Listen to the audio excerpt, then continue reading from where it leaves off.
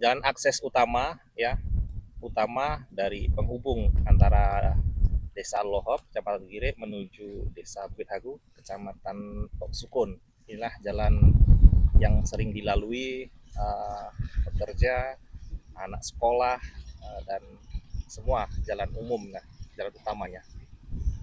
Karena terkena bencana banjir yang beberapa bulan yang lalu yang terjadi di sini, nah arus deras, begitu derasnya arus sehingga jembatan ini terjadi longsor begitu dahsyatnya seperti ini.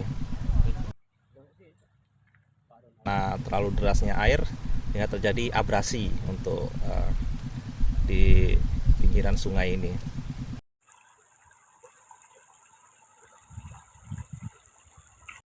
Kalau pas kondisi hujan, posisi debit air itu naik hampir setengah dari tebing air ini, sehingga tidak bisa dilalui.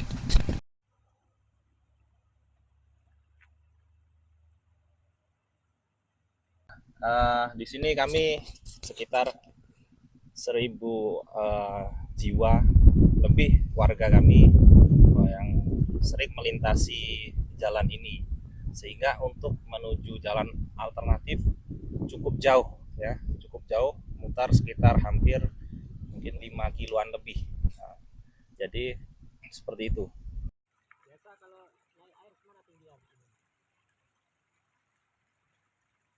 Tidak ada rakit, sehingga kalau kondisi hujan maka terputuslah, tidak bisa dilalui lagi.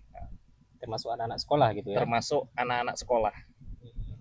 Ada beberapa kali saya laporkan, bahkan saya sendiri yang melaporkan dan merekam situasi seperti ini. Kalau jembatan ini cukup lama dibuatnya ya, sekitar tahun 1980-an gitulah, sampai sekarang. Berarti baru Sebelumnya terjadi juga abrasi, tetapi tidak separah seperti ini. Masih bisa direhab dengan swadaya dari masyarakat dan donatur yang ada di sini. Tetapi untuk kali ini yang paling parah, sehingga sudah tidak mampu lagi kami untuk merehab atau merehab lagi lah jembatan tersebut.